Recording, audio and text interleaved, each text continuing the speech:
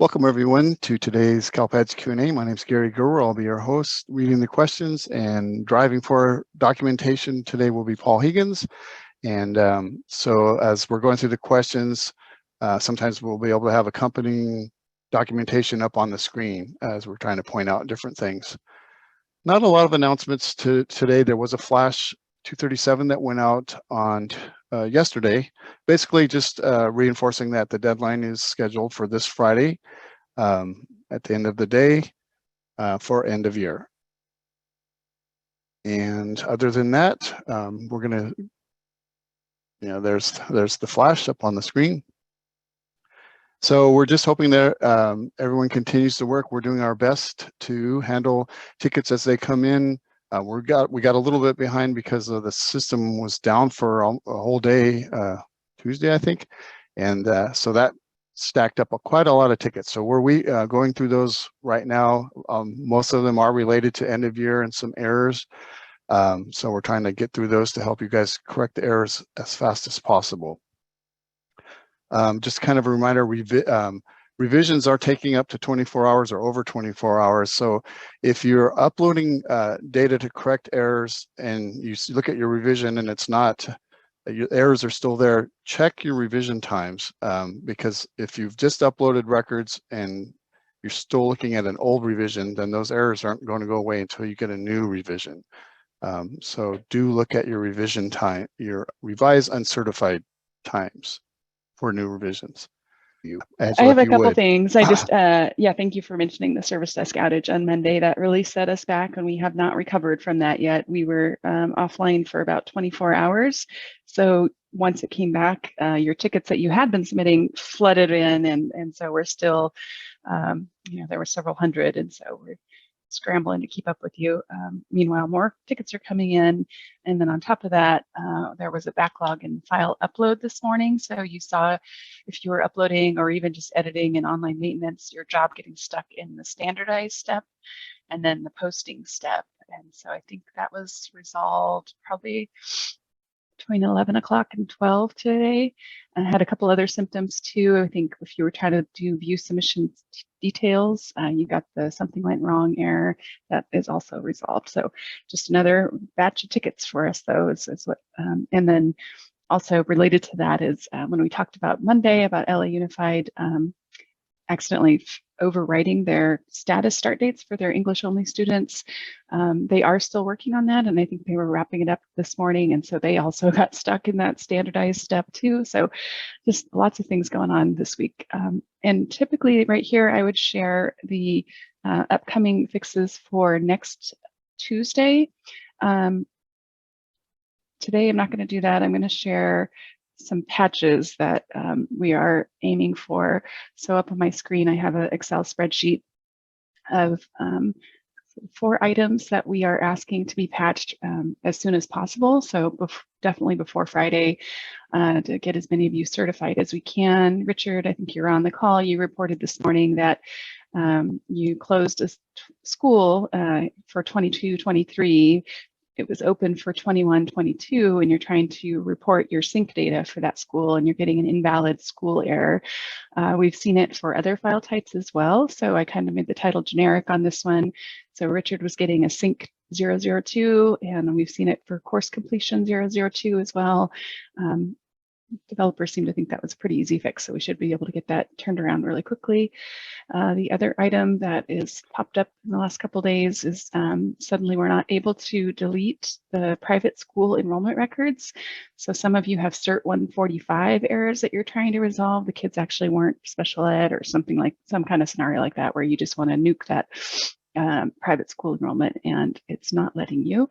And then this one, it looks like we already have a fix pending. SELPA report 16.5 and 16.6 is inflated a little bit. It's including the no-show students when it should not. We had already fixed that on the LEA version of 16.5 and 6. So that's probably why they were able to turn that one around real quickly. So we'll get that in there as soon as possible. We had a fix that went in on this Tuesday for SINC0516. We sent it back. It did not correct the problem. And so just as an emergency workaround, we are asking to change that from a fatal CDD to a warning. So it'll still show on your reports or your error report, but it won't, and it may not be accurate, but it'll be a warning, which means it'll allow you to certify. And then finally, the last one I want to talk about, because we do have some tickets in there today, we have not logged this yet. This is EOY 37.11, the incident result. It's an aggregate report, one that you are certifying. The students with disabilities column incidents on that report are undercounting a tiny bit, not by a lot of students, but some, enough to be off. However, if you drill down to 7.12, the detail report for that, the students are there. One of the reasons it has not been logged yet is we are not able to reproduce it in our test environment, and that's kind of one of the criteria for escalating things to the dev team. I think I'm going to log it anyway, just so I can get it out to you on the known issues. Martha, chime in if you disagree, or Brandy or Paula. I'm thinking it's probably okay to certify this one because the underlying detail is accurate and it's, it's posted correctly in the database. The report is just not rendering the count correctly. I concur. Okay. The data's there. And it probably is not unlikely to get fixed before Friday anyway, so I wouldn't let that stop you from certifying. And I'm done, finally. Okay. Oh, one last thing. The fixes implemented should be updated in the footer of CALPADS, so we should have a current known issues as of 3 o'clock. Great. Thanks, Angela. All right, let's get started on the questions. Okay, first question from Udera. Our COE is requesting for our LEA to create an enrollment in 21-22 with a single no-show day for preschool age students, a student that is not attending our school but is receiving special education services only from the COE. They claim to need this enrollment record in order to submit a SPED record to CALPADS and certify end of year. I emailed Brandy and Walt with complete details and the student SSID. What can I do? The COE would like this record by today, but I'm afraid that if I create this record, it will create errors for us in end of year. So, Yadira, and I apologize for any of you that have sent me emails today. I'm working on a private school presentation, and I have not answered any email today, so I apologize. But anyway, the answer to this question is that the County Office of Education is essentially the district of service and the reporting LEA.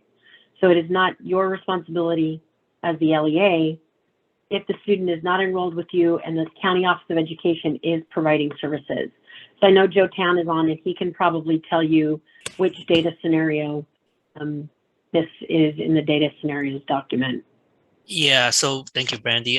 So if you look at the screen here, we have the data scenario here, SWD reporting scenario, and it's probably on the preschool. So it's got to be like the first scenario 3 to 5, or I mean, so scenario 4 to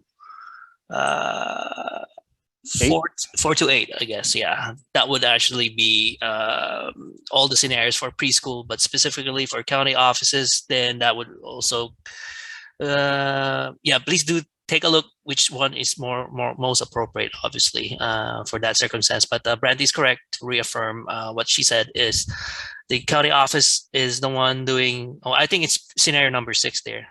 There you go. Thank you. So scenario 6 would actually depict the actual scenario that who should be submitting the data, and that it would be the County Office of Education. Great, thanks, Joe. Next question is question 1 from Alex. I just made changes for our last 3 fatal errors on the end of year 3. Is the next revision time known, and is the time it will run against also known? When new revisions appear, they are date stamped in the past, not the time of the appearance on the website. Changes to the last 3 fatal errors on end of year. It's not known. The time isn't known. It can take up to 24 hours. If everything's working fine, up to 24 hours. Hopefully it'll get back to a time where it's happening multiple times a day, but up to 24 hours.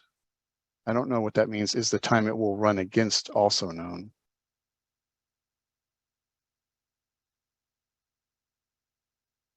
But if you made changes today, they should be okay by tomorrow.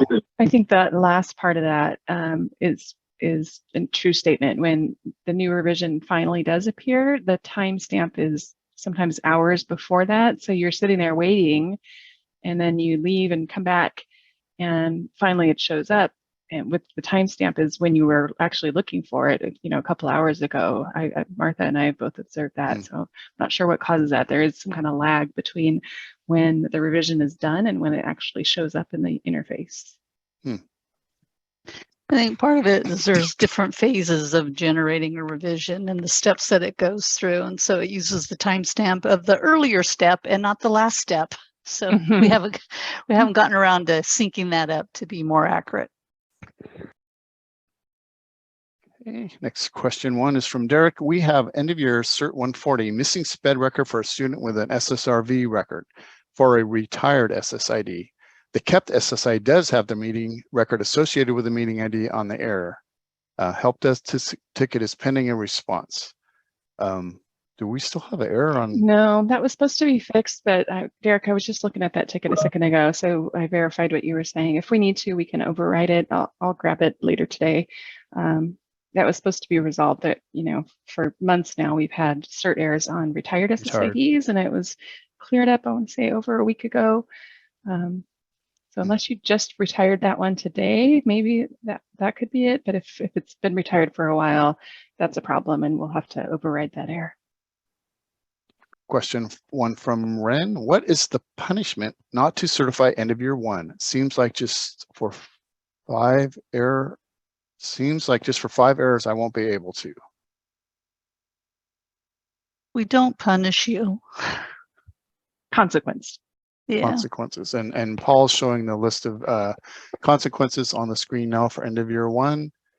Most of it is just 0 counts for reporting, the CTE incentive grant if there's CTE involved. It's not used in funding calculations. This will be no data. So yeah, there's a state and federal consequences. Mostly it's just yeah, I mean, for end of year 1, it's mostly there won't be the data for the dashboard.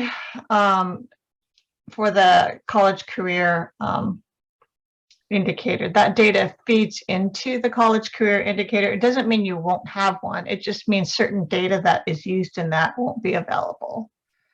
And specifically the CTE completers and the dual college credit courses and the leadership military courses, because those contribute to a student being and any prepared. completer. Yeah. Not So the assuming course. that if end of year 3 gets certified, then you will have a college and career indicator. It just won't include data from end of year 1 to help in those indicators. Paula, I know you've mentioned that this document needs to be updated. Is it okay if I share the link to it now, or? I think it's updated. Oh, It got it is. updated Oh, it did. September 22. Cool, thanks. I'll put the link in the chat. okay. And Ren, I know you mentioned you have just 5 errors. So if you have a ticket in, hopefully we'll get to that and we can help you with those errors. So 5 errors is still completely doable before Friday, depending on the errors, I guess. Question 1 from Monica. I am not able to view my fatal certification errors as of today, the 14th. Is anyone else having this issue? I haven't heard that.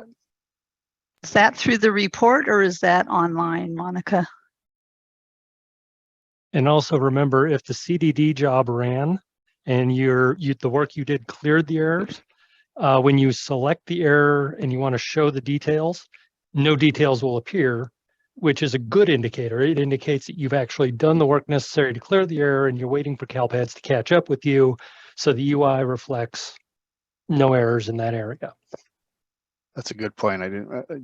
That's a good point Paul just made about that. If you see them, you click and they don't show up, that means they're gone. If that's what you mean, you're not able to see the errors. Question 1 from Angelina. Flash 178. LEAs are required to provide instructional support to students with disabilities who are suspended or expelled after a duration of 10 days. What is a definition of instructional support? one-on-one support, or access to a Google Classroom or hard copy assignments during suspension or after suspension when students return? This question was raised at a staff meeting. Can you elaborate, please? Randy? Yeah, instructional support for students with disabilities during suspension essentially means that that student has access to all of the instruction and services outlined in that student's IEP. That's really important, just to make sure that all of that instruction and service is occurring during the period of instruction. So it's not just giving a kid a homework packet. I mean, they have to have access to everything in their IEP. Question one from Soraya. Update on the CERT67. We still have fatal errors due to the defect and other distractions action. I'm sorry. Other districts action. I think Angela talked about that a little bit. I did, but yeah, you were talking when I first logged on, Gary, and I caught the tail end of your conversation about LA. Did you say somebody said they were done making their updates? I don't think I did. Okay, I thought. Oh, I I was mentioning specific LEA. That LA had made their changes, though. Yes, had made their changes. Yes, okay, but I don't know about everyone in general.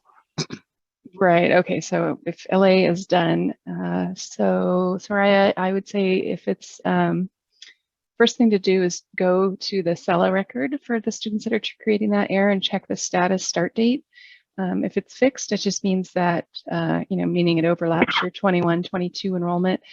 That just means you need to wait for a new revision. If it's not fixed and it's not LA, I think we'll need a ticket for that, and we will help you. Okay. Question one from Richard. Revisions are too lag to keep up with the process. New error in CALPADS has hampered data uploads. What is the recourse of missing the deadline for end of year 3? And we showed you the consequences screen. Angela was going to put the link for that. And I would say out of the 4 submissions, the EOY 3 probably has the most severe consequences, because then you don't have data on the dashboard. Yeah, and with California having declining enrollment, that cumulative enrollment is pretty important at a state level. And then it messes up cohort. You don't get cohort data because we need EOY 3's cumulative data.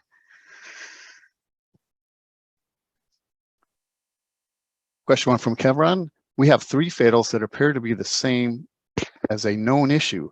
With only 2 days to go for certification, we are being unsuccessfully stressed over whether we'll be able to clear these. Surely we won't be penalized when there have been so many issues on the CALPADS side. Hey, Kevron, please do check the latest known issues, because there were quite a few fixes that went in on Tuesday and that got updated today. So your issue, if it's not on there and you're still getting errors with a revision date after Tuesday afternoon, let us know. We could take a look at the data for you. Question one from Lou. If a student was previously reported as a completer in a previous year, we shouldn't report the same student as a completer for the same pathway for 21-22, correct? Even if they completed the same courses and met the criteria again. So they were a completer last year and you gave them a completer, but then they've gone through the same courses and are a completer again this year. There isn't any harm in it, but they'll only be counted as a completer in that pathway one time. So there's not any harm. Question one from Kelsey. What happens if I cannot certify end of year 4 because of a fatal error that is a known error? So as Angela mentioned up above, check the known issues to see if it's fixed, because there are some that are getting the fix available. I don't know. Fix implemented. Fix implemented, yes. Question one from Miriam. I have 3 SNF fatal errors, no demographics for enrolled student, last night's fix, and a new revision today that didn't clear the errors. I'm working on yours, Miriam. I haven't given up. Keep working on hers too, because she's one of my LEAs. Question one from Angela. Are there any updates on relaxing the student initial U.S. School enrollment date K through 12 age rule for fatal errors 262 and 59? I believe Paula had mentioned she was looking into this. Does anyone else remember us? Because I don't actually remember. 262, we're not going to relax it. The question was whether we were going to have it happen on input versus as a CDD, I think. And the SINF09, which one, that's the initial, it got turned into a warning, I believe. And we're trying to refine that. So it's very specific to an academic year, I think. I seem to remember, Paula, you talking about maybe bringing that back to some program area at CDE for Center 262, which is there's a kindergartner that's not yet 4 that they're trying to enroll. Oh, that one we were talking about trying to change the loosen the date there. Right, that's we haven't heard back yet, but there was a workaround in the meantime. Yeah, so that's what she was asking about. So you okay. you haven't got the answer yet. No, they haven't yet responded. All righty. Next question, one is from Wendy. I certified, but I made some changes and I'm showing 2 fatal errors if uncertifying that are not our students. What can be done? Depends on what the errors are, right? Yeah, we have to see what the errors are. So you send in a ticket, Wendy. Question 1 from Linda. CalSAS has added some additional local assignment options. Any plans to add these to CalPADS code set? We are adding local assignment options for coaches. I believe it's for the 22-23 academic year. So we are adding some additional options to that code set this year. The documentation just hasn't been published yet, so sorry. Okay, Q1 from Denise. For ISAC, for students in both independent study and in-person in the same month, do we need to report the in-person portion in the ISAC system in addition to the independent study, ADA and non-ADA generating days? Yeah, you should just report your whole status like you would have done to CalPADS, but for the month. Question 1 from Joanne. What percentage of LEAs have completed all of their end-of-year certifications? Do you know that percentage, Paula? It's like 50%, more than 50%? We only are knowing them by submission, so I don't know in terms of all 4. I don't know, Martha. Usually, you're the one that usually. I don't do the percentages. I'm counting each and every one of you. Yeah, I mean, there was a big jump yesterday in terms of the 2. I mean, end of year 1 and 2 are in decent shape. There was a pretty big jump for end of year 3 today. So we're in like in terms of each submission, in terms of how many LEAs have done all 4, I don't have that, but what I do have is we're about 96% for end of year 1 and 2. We're low 80s for end of year 3 and about 92% for end of year 4. What percent for end of year 4? Did you say? End of year 4? Yeah. About 92%.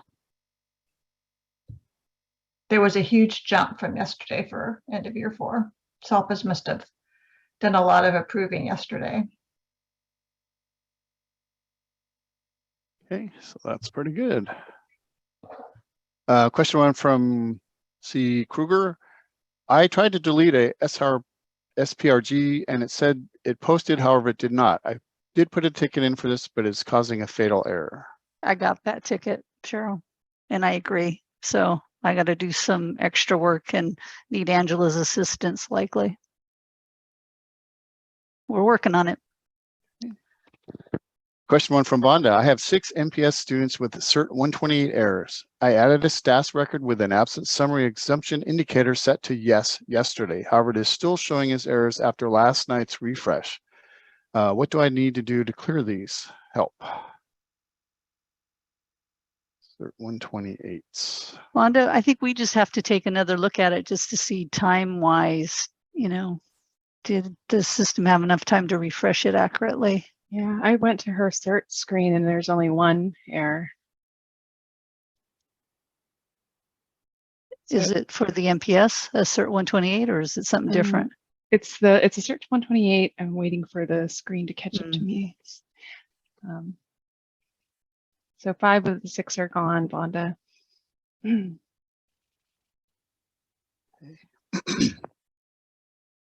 Cami has a comment. I had 16 fatal errors, waited a day and a half for a revision, and now she has 26. I'm never going to get these cleared when I can't see if the files that were uploaded actually fix the errors being addressed. If it's taking 24 hours for revisions, how are we supposed to clear by Friday? Yeah, that's a good question.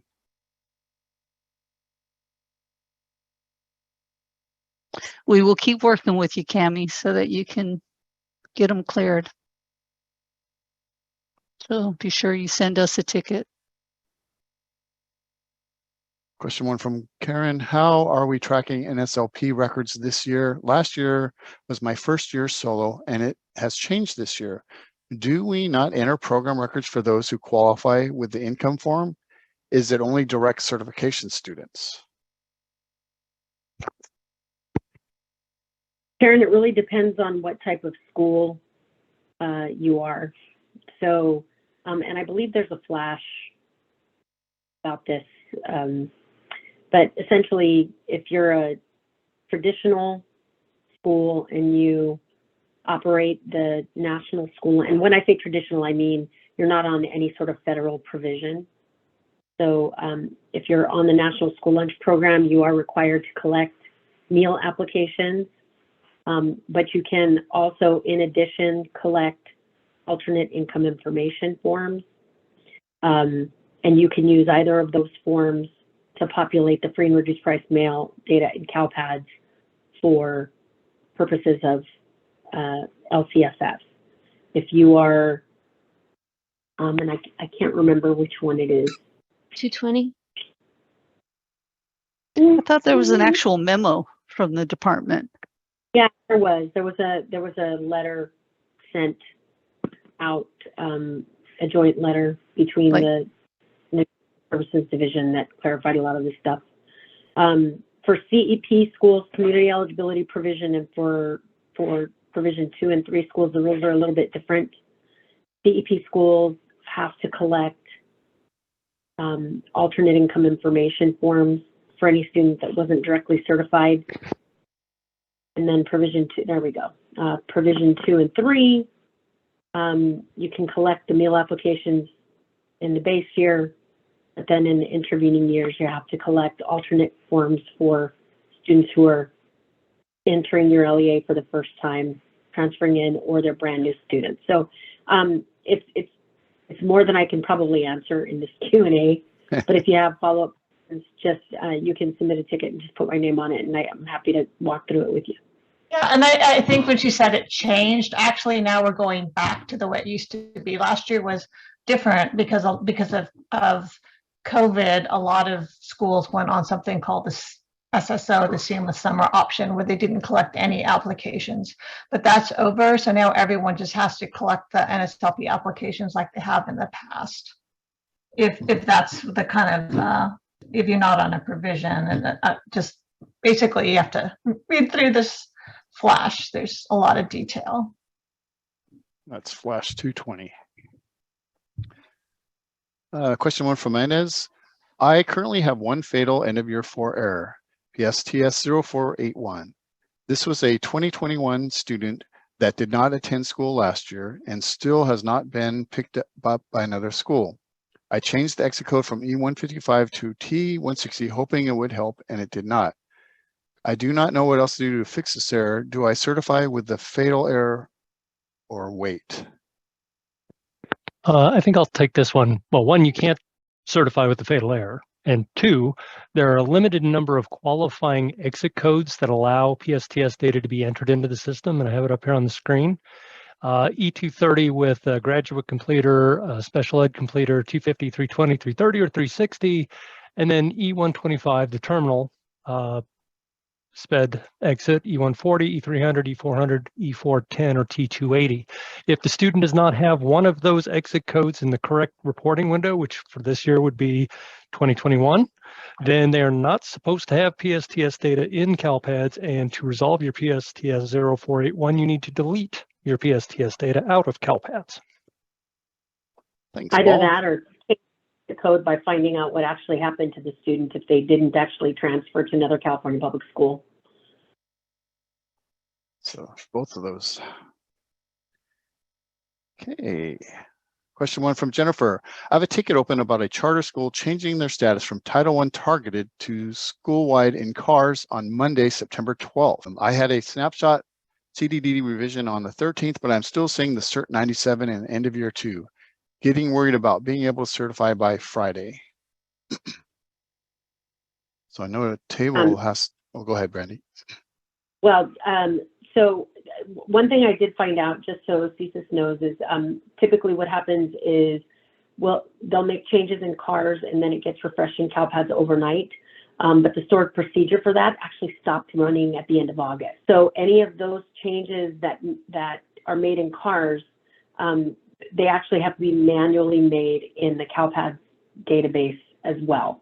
So Jennifer, if you could just post your ticket number in the chat, I will take a look at it and I'll get that taken care of for you if the change hasn't been made already. You can see me going, oh, okay, Brandy. You mentioned you haven't checked your email today, but I did tag you in a couple.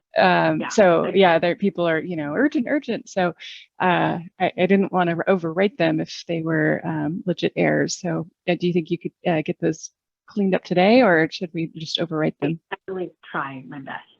I'm trying. Like the rest of us, right? You know what? Like I said, Thor is helping me. So I mean, to the extent that you could let also CC Thor, that would be amazing. I will do that. Thanks. Question 1 from Carolyn. Can we have an IB that is also an AP class? They have different course levels, but I'm hoping a code in the AP IB course cross-reference code will work. I don't think so. I think IB is a specific curriculum, and it is completely separate from advanced placement. The AP IB course code cross-reference is only intended to be used when a course is an AP or IB course that also happens to be part of a CTE pathway. And it's a CTE, usually capstone course or concentrator course. So that's why we created the AP IB course code cross-reference. So the LEA can go ahead and put the CTE course code in there, but in the cross-reference field, they tell us, hey, but this also happens to be AP, advanced placement computer science, for example. Question 1 from Larnie. Thank you for information regarding the delay in revisions. Do we know when was the last revision ran? I sent out files yesterday at 6 p.m. and it's still not reflecting. Our last revision is still since yesterday at 3:10 p.m. Just wondering when we to expect it. Thank you. Revisions kind of kick off when different criteria happen. So if you make any updates, that get you started on a new revision. If nothing happens, all the LAs had a revision run yesterday because of the updates. I think anytime updates are made on those Tuesday updates, then they usually run revisions for everybody. But there's not really a specific time when revisions run. They run at different times for everybody, and it's based on your posting, as Gary said. Yeah. Your last revision, you sent files up yesterday at 6. That puts you in a queue, and it's like I said, it could be 24 hours, so it could be after 6 today. I would expect to see something. Question 1 from Alex. I'm frantically trying to complete end of year certification and getting really discouraged. I have several SINC0499s and 159 fatal errors. Removal to interim alternative setting recent code must be populated for students with disabilities. Can you please go over what exactly that means and what should be populated in those fields? I don't even remember getting errors like that from the past. It's impossible for me to do a test since it's taking so long to post, and it won't have enough time to re-enter the deadline of Friday. I think you used to get those errors upon input, and so now you're getting them after the fact. So go ahead, Brandy. Oh, I was just going to say, when a student with disabilities is suspended or expelled, okay, that's the really important thing. So if an incident resulted in suspension or expulsion for a student with disabilities, we ask you to tell us whether or not that expulsion or suspension resulted in an alternative interim placement, which are also known as 45-day placements. What I can tell you is those are very rare. Special education case managers, this is when the kid is removed by school personnel because the student's at risk of harming themselves or others, and they're sent somewhere else for no longer than 45 days. If your special case managers say none of those students were on 45-day placements, then essentially all you have to do is populate the interim placement indicator with no removal. You can't leave it blank. Yeah. Question from Kenya. I received a few of these CERT-140s for students who are not enrolled with our LEA. Is this a known issue? It may be. It's recent. I see a ticket in the queue that it has been identified as triggering on retired SSID. So that's something you might want to look at, Kenya. I have an LEA that I'm working with that had 400 appear overnight. So that is unusual. It hasn't been diagnosed as of yet. Oh, 140, Nate? Yes. Yeah, several hundred. Ran into that 2 or 3 times now, and it's a major CALPADS hiccup. So just wait for a new revision and it clears. But if it's just 1 or 2, we would probably need to look into that a little more. It's possible they could be triggering on maybe some older records. Q2 from Richard. See that, we'll come back to it. Q1 from Ernie. What is the current schedule for snapshots? That's the same as the new revisions, and kind of like what I mentioned above, they just happen when as you're putting in new information, a new one gets kicked off. Question 1 from Clarissa. I am unable to delete several student course section completion records through online maintenance. After I delete and refresh, the record is still there. I check back in CALPADS hours later and the deleted records are still there. You know, we've had different issues with online maintenance and trying to delete records. Should she try and batch? Maybe try and batch, put it in the batch template with a D in the second column. That doesn't do everybody, right? Full replacement if you just did 1 record, or would it?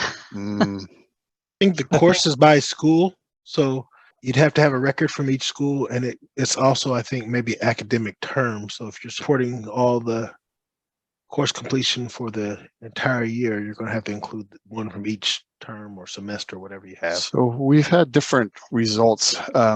One thing that I recommend was just re-upload since it is by school and academic term, re-upload those records for that school and that academic term. It'll replace everything. So if you're trying to delete one and you create a batch file with all the ones that you want in there, not the one that you want deleted, it should technically replace everything and wipe out that one that's deleted. However, I've run into sometimes where it's creating the new one and it's still leaving the other one. But that's, I don't know if that's intermittent or not. So we may want to take it on that and so we can work with you, Clarissa. E. Vargas asks, how do I get a revised snapshot? Again, if you, couple ways you could, one thing you can do is if you're not uploading any data, if you upload data, you're going to get a new snapshot started. If you're not changing anything, you haven't done anything, and you want a revised snapshot, what you could do is look up a student, any student, and just, you don't have to change anything, but just look a student up and open up their record and just go down and post it. It's not going to change anything, but if the action of posting something will kick you off a new revision. Do that on the SENR. You have the best luck with those records. Yeah. Question 1 from Swanzetta. One of our counselors instructed our office clerks to change grade levels for an 11th grade student graduating early to a 12th grade student. I let them know CALPADS allows us to graduate grade levels 10 through 12, so they do not have to change the grade. But the counselor said they are putting them in 12th grade to help students with Cal grants. Does this grade level affect Cal grant assistance? That's a Brandy question. That's a Cal grant question. Oh, okay. Yeah, Paula, unless you know. You're right. I would say that's a Cal grant question. Yeah, unfortunately, sorry, I can't answer that question. Where does she go? There's a website for Cal grant, likely. I'm That's where you would go. Yeah. Yep, Okay. you can Google Cal grant. Question from Christina. I am trying to resolve the SCSC 0512 missing Carnegie units earned fatal error. We have uploaded and manually posted this several times over the past month, but we're still have that error appearing in end of year 1. I have not seen that one. Has Oh. anybody else? I mean, I've seen the error, but we've always been able to clear it by correcting it. So not sure what we can check for. We'll probably want a ticket on that so we can work with you, Christina. That's a question 2 from Kenya. We'll come back to you on that one, Kenya. Question 2 from Suan, sorry. Question 1 from Catherine. Preschool students had an SSID made by mistake. Is there a way to remove this information from the student? If you've made a record, you can't get rid of it, but you could do a no-show N470 exit with the start date equal to the end date equal to the start date. Question from Nicole. I am trying to resolve SSRV 0445. The SPED file that is needed to remove the error is posted to CALPADS. The SSRV that is generating the error is from an IEP previously dated to the newest IEP, both all fully uploaded. When I run the 16.6 services, the service listed is for the most recent IEP, not the one that generated the error. So they're getting the error on an older record, which I've seen. I think the only thing you can do is try and correct even the older record. Anyone else has anything else to add? At 317, wow, we're only two questions at 317. Angela posted the link to how CALPADS data are used and consequences. Nicole says she also cannot view her fatal errors as well online. And Paul had a good reply to that. If the errors have been fixed, even though it may still show that you have fatal errors, if you click on them and don't show, that may mean that you have uploaded the data to fix the errors and they are fixed. It's just the revision hasn't caught up yet. Michelle has a question 1. Is there a time on Friday that self-certification must be done, i.e. 5 p.m. versus midnight? It goes down at 10. So, you know, we would like it the close of business. But, you know, if you hit in a snag, we need a ticket. We see what we can do. Question 1 from Kathy. Is Flash 224 that talks about changes from the legacy system to the new system? Oh, in Flash 224, it explains that certain former replacement transactions, the R transaction type, now have to be handled in 2 separate transactions, a delete transaction in one and a subsequent add transaction in another file. Part of the resolution description states, add the new record using the A transaction type. My question is, are we now required to use the transaction type A for all add transactions, or can we still use the blank transaction type for them? To be honest, I've never used the A, and it seems to work fine when it's just left blank. Question 1 from Yadira. I believe it is for Brandy. Maybe my credential tech noticed that we have a teacher with a biology credential, but was teaching a course called Ingenuity. I can't say that word. Science with code 9222. I believe the correct code should be 9324. I believe it initially selected STEM, applied STEM, and you're saying it should be biology, and it depends, right? So is it a biology course? If it's a biology course taught through Edgenuity, then it should be 9324. 9222 is applied STEM. So, but STEM is usually for like science, technology, engineering courses taught at the middle school level. That's generally what those are for. So if that doesn't answer your question. And again, the credential does not drive the course code. The content of the course drives the course code. At 320, Sue-Ann has a tongue twister, which I am not going to try to say because I'm afraid I will say the wrong thing there. Margarita asked, what do we do if the refresh took 2 days just to show up? I know sometimes it can take more than 24 hours. Question 1 from Cedric. If a student was absent due to a COVID-related reason, illness, or quarantine, should our attendance code be mapped to ADA generating independent study days? It depends on if you put them on an independent study contract. So if they were on an independent study contract during that time, then it would be ADA generating independent study days. If they weren't on an independent study contract, they should be reported as excused absences. Okay, question 1 from Doug. I have been asked to ask what reports should be looked at for the class of 2022 cohort. That's your accountability monitoring reports 15.1 and 15.2. I feel like there's probably more to that question because Doug knows that. It seems like it, huh? Question 1 from Susan. I've submitted several tickets regarding my SPRG files erroring and the inability to add the information online to each student record. I am generally at a loss of how to fix this and wondering who I can get help from. We'll have to check for tickets from you, Susan. From Stella, question 1 for ISAC. It was mentioned that we should be certified prior to uploading the monthly STAS info. Do we need to be just ELA approved or must be waiting for SELPA approval? Just LEA approved? Yeah, I think that's because we just thought that if you got the STAS through CALPADS, it should be easy for ISAC because it's the same validation. So you don't have to wait for, to be certified for the submission. But I mean, if you were going to LEA approved should be fine. SELPAs aren't validating information in STAS. Yeah. Question 1 from Roger. Although punishment is not routinely an option for failure to certify, can it be requested?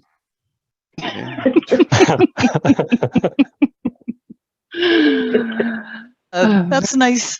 I think it's the first time I've laughed today.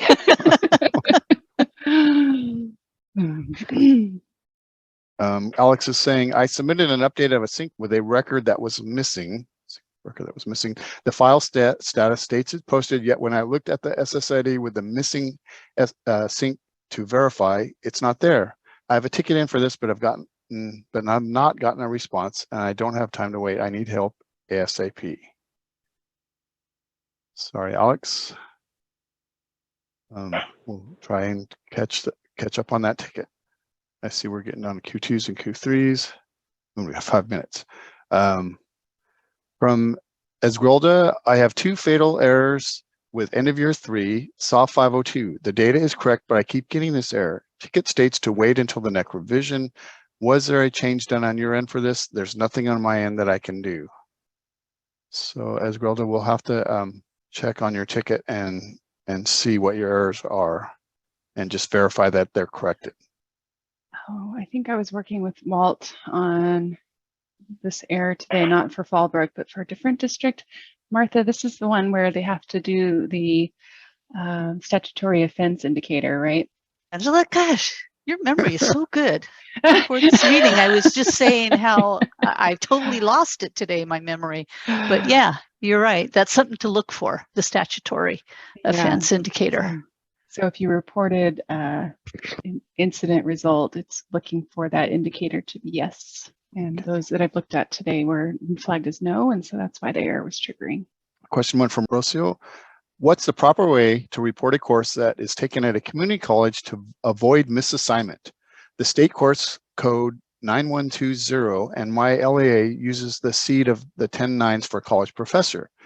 I can't find information on this. I remember it was brought up at a previous meeting, but I can't remember the response. Sorry. Well, I know you'll get a misassignment when using the 9.9s for the seed, but I think something about explanation that it's a college professor. Randy? Yeah, so you don't get a misassignment, right? So it drops into a bucket for predetermined vacancies. Okay, so your monitoring authority essentially has to go into that predetermined vacancy. They have to review it and confirm that it's, a college professor, and then they can make a determination of local assignment option 74004, I believe. So it's local assignment option for, but it's the one for community colleges, or 76004.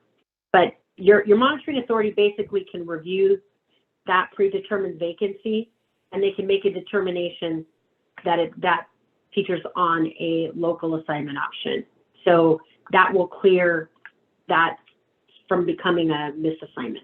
but they want to make sure they go through all of their predetermined vacancies for all of the seeds of all nines that are college professors, or even seeds of all nines, period, right? You might have seeds of all nines for ROP teachers that get dropped in that bucket. Your monitoring authority can review all of those and make a determination that they're on a local assignment option, or provide information, the actual seed of the teacher teaching the ROP course. At 3:34, Kyron posted when to report the PSTS record for end of year 4. Question 1 from Kim: does deleting a PSTS record trigger a new snapshot? I think any update to the system should trigger a new snapshot. Yes, I'd agree. Question 1 from Debbie: do you have a date when the 22-23 CALPADS calendar will be posted? Hopefully very soon. Kind of debating it a little bit right now, so I would hope in the next day or two. Question 1 from Camille: is it possible to refresh CALPADS snapshot more frequently? Currently, it only refreshes once a day, and we cannot see whether our certification updates earlier this morning cleared the errors. Please advise. It is designed to be more frequently. I'm not exactly sure why it's taking 24 hours, but something has happened where it's taking only 24 hours. But hopefully they'll get that dialed back in again, and it will be more frequently.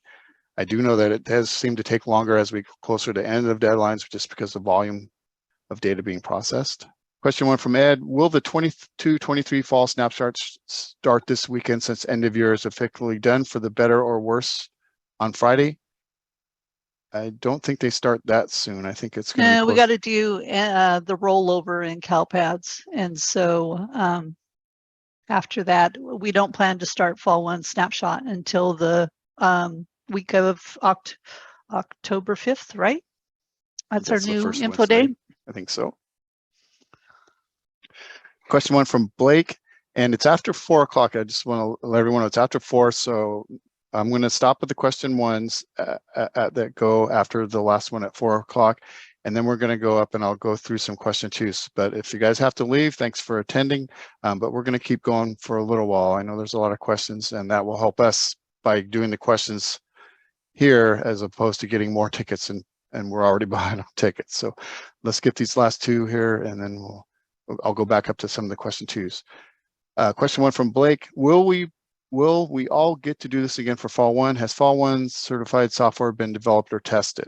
I know they're working on fall 1. Question 1 from Ethan: now that the 21-22 end of year is just about in the rearview mirror, is there any conversation going on about rolling CALPADS back to the pre-redesigned architecture for 22-23, or is that horse left the proverbial barn? As far as it has less proverbial barn. We're going to it's going to keep being improved going forward.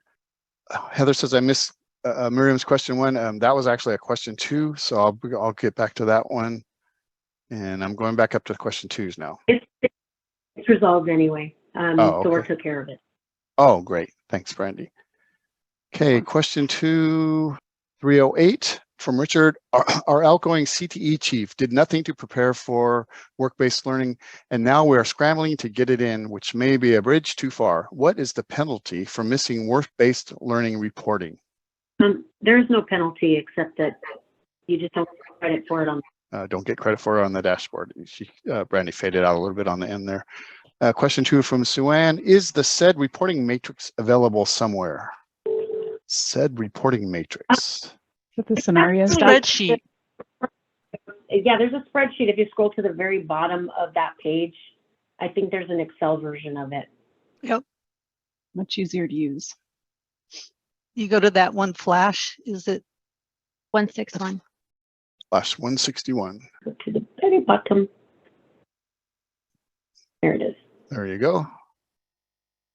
Question 3 from Richard. Sometimes there is a day of lag getting data to show in ODS. So when the report lag too, it may take up to 2 days for it to be reflected. More of a comment. Question 2 from Kevin. Online shows 3 fatals, but the detail only shows 1 fatal. I think maybe the other 2 have been fixed, but one still That's when they remains. get out of sync, right? The revision in the CDD. Yep. I was thinking maybe warnings versus errors, depending on what screen you're looking at. So when you first get to the cert status screen, it has warnings, errors, and total. So if it says 3 there, but then you drill down and there's only 1 fatal, that could be another scenario. Question 2 from Lou at 317. If the 3.20 is accurate, but the 3.19 is undercounting, can I assume that it's okay to certify? So the 3.20 would be your supporting report, list, whatnot. If that's accurate, then that would mean to me that all the data is in CALPADS. I don't think we had an error with a 3.19. That would be interesting to follow up on. Is it okay to certify? I think the consensus is yes. Yes. Question 2 from Angelina at 321. End of year 4, which reports should we be comparing? But there's a lot of reports in end of year 4. Tell you what, not to compare, right? Alex has she's probably got that all memorized. 16.1 and 16.3 include no-shows. So that's going to tie 1-to-1. 16.2, 16.5, and 6 do not include no-shows. So those totals should match. Question 2 from E. Vargas. End of year 3, our 7.11 shows 2 more incidents results than we have. The 7.18 has the correct list of students. How does this affect us to certify a 7.11 that shows the incorrect number of students? This is 7.18. Aren't we writing a bug on 711? Yeah, I think so. But if the detail report is accurate, was the 7.18 a detail for 7.11? 7.12. Or was 711 a patch? No, it's the one I presented at the beginning of the call. Oh, that's what it was. Yeah, we haven't logged it because it's unlikely to get fixed anyway.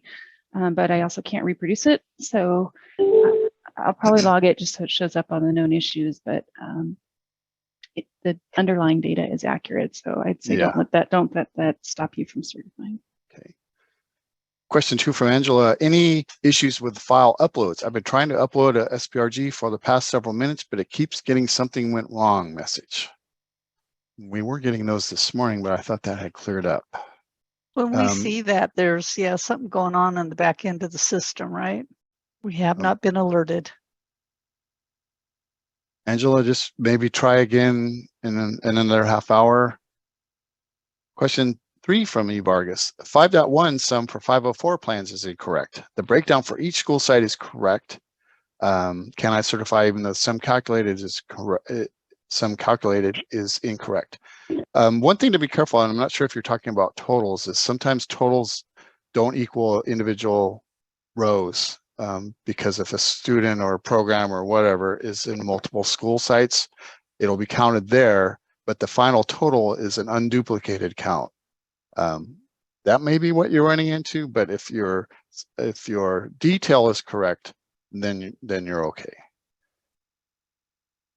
Q2 from Susan, something went wrong, error message keeps coming up. Oh, same thing as above. Sorry about that. They are checking into it, but the only thing I can say is try again in a little while.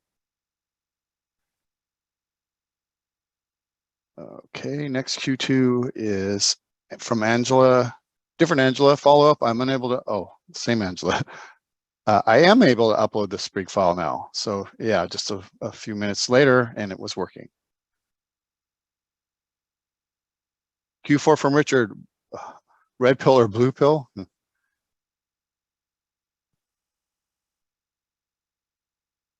We're getting to, and that was it. That was the last Q2. I hope I didn't miss anyone's Q1s. Hey, before we go, somebody IM'd me about one of her questions that Carnegie units not getting updated in online maintenance after posting. I'm able to reproduce it. Is that a known bug that we have? It used to be, and maybe it came back. I thought we had it fixed. Is there any tips and tricks anybody at CSIS knows about? Yeah, that was a bug we logged a while ago, but yeah, it was supposedly fixed. Mm-hmm. It's on semester 1. Does that matter? So they are putting them in there and posting, but they're not showing up. Yeah, and I think she said she's also getting an error because it's missing. It's actually not posting, even though the record says it posted successfully. Not ringing a bell with anybody? Not ringing a bell, no. New territory, Angela. They may want to Yeah. check the reports. If it's there, then it's probably just, Yeah, but they're getting an EOY. error on it, so oh, that's not going to be enough. It's a 999 teacher. Does that matter? It shouldn't matter. 999 was with Gary in his No. duplication stuff. You can earn Carnegie units with a 999 is what I'm asking. That's fine, right? You should be able, I because think it's so. just a conversion, right? You take the credits and you convert it to Carnegie units. So it has nothing to do with who teaches it. Yeah, all courses that give credits should have Carnegie units. Oh, I just remember also. what the bug was. The bug was with the report was showing 5.0, 3.0 instead of 0.3 or 0.5. That was one of the bugs on the Carnegie units. Yeah, I found one from way back in, well, I guess it feels like a lot way back, late August that was fixed, where it's exactly what we're experiencing right now. It's that's not displaying. And it is a course completion record. Can report 7.1 have a blank removal interim alternative setting? Is there an if there is an out of school suspension? 7.8, it shouldn't. Because if you're a student with disability and you have a suspension, you have to have that populated. Can't be blank. Oh, okay. Sorry about that, Maritza. My question didn't get an answer. I'm waiting for an end of year 1 revision. If I submit changes that impact end of year 3, does that delay my revision for end of year 1? They kind of all happen. I assumed that they all happened at the same time. A revision will get all your end of years going. I didn't know that they were separate, even though timestamps are showing up separate sometimes. I think possibly, Maritza, it's hard to say. Potentially if you're in the queue because you made changes and you're waiting for EOY 1, all of them are going to get refreshed. But because you then decided, oh, I have something to do with EOY 3, it may take you out of the lineup and bring you back to the bottom because you made additional changes. So that could happen. But if we've already started processing you and then you did your EOY changes, then you're back in the queue after that first revision completes. So, although, Shelley actually raises a good question, and we probably have to look specifically at the validation, but she's saying that removal to alternative setting was only for certain offenses which resulted in suspension or expulsion. And so I can't remember off the top of my head if there are only specific offenses for which that's required. I think the fact that you had a suspension though, Brandy, I thought it was because you had a suspension that automatically. Like, for example, if a student with disabilities committed defiance or disruption and they were suspended, we don't expect an interim alternative placement, right? Defiance or disruption. It's only if they're at risk of harming themselves or others. So there are probably, that's why I'm saying we need to look at the error, because it may actually say if student offense is one of these and the result is suspension or expulsion, then this is required. But like I said, off the top of my head, I don't know. Yeah, so Paul, can you find that? Do you guys know which one it is? What the CERT error is? I believe it might CERT be a safe error. 158. CERT 158 is what Sherry just typed in. CERT 158. Paul's going to bring it up for us. Yeah, see? Right. Okay. So thank you, Shelley, for pointing that out. So it can be blank if the offense code is not one of those and the student was suspended or expelled. Got it.